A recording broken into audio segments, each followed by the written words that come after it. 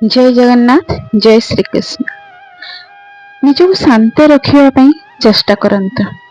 ଆସନ୍ତୁ ଜାଣିବା କିଛିଟା ଭଗବତ ବାଣୀ ବା ଶ୍ରୀକୃଷ୍ଣଙ୍କ ବାଣୀ। କେହି ଯଦି ଆପଣଙ୍କୁ ବାରମ୍ବାର କଷ୍ଟ ଦେଉଥିବ ତାର ବାଣୀରେ, ଆପଣ ସେ ବ୍ୟକ୍ତିକୁ କ୍ଷମା କରି ଆଗକୁ ବଢନ୍ତୁ। ଦେଖିବେ ଆପଣ ଖୁବ ଶାନ୍ତିରେ ରହିପାରିବେ। କାରଣ ଆପଣ ଯେ ପର୍ଯ୍ୟନ୍ତ କ୍ଷମା ନ କରିଛନ୍ତି ନା, ଆପଣଙ୍କ ମନ ସେଇଭଳି ଭାବରେ ଅଶାନ୍ତ ରହିବ।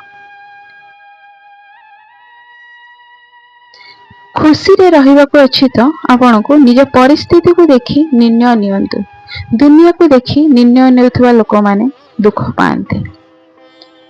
ନିଜର ପରିସ୍ଥିତି ପାଇଁ କେବେ କାହାକୁ ଦୋଷ ଦିଅନ୍ତୁନି। ନିଜର ପରିସ୍ଥିତି ପାଇଁ ନିଜକୁ ଏତେ ମଜବୁତ କରିଦିଅନ୍ତୁ ଯେ ପରିସ୍ଥିତି ବି ଆପଣଙ୍କ ସାମ୍ନାରେ ହାର ମାନିଯିବ।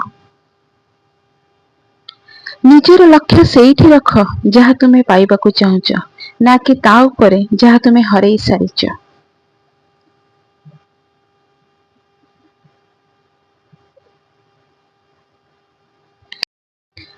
ନିଜର ବର୍ତ୍ତମାନ ପରିସ୍ଥିତି ପାଇଁ କେବେ ଦୁଃଖ କର ନାହିଁ। କାରଣ ଶ୍ରୀକୃଷ୍ଣଙ୍କର ଖୁବ ସୁନ୍ଦର ବାଣୀ ଏକ ରହିଛି। ଏ ସମୟ କେବେ ରହିବନି। ଯେମିତି ରାତି ପରେ ଦିନ, ସୁଖ ପରେ ଦୁଃଖ, ସେମିତି ଏ ସମୟ କେତେବେଳେ ବି ରହିବନି। ଆଜିର ଭିଡିଓଟି ଆପଣଙ୍କୁ କେମିତି ଲାଗିଲା ନିଶ୍ଚିନ୍ତ ଭାବରେ କମେଣ୍ଟ କରିକି ଜଣେଇବେ। ଆଗକୁ ମୁଁ ଏମିତି ସୁନ୍ଦର ଭିଡିଓ ନେଇକି ଆସିବି। ଜୟ ଜଗନ୍ନାଥ। ଜୟ ଶ୍ରୀ କୃଷ୍ଣ।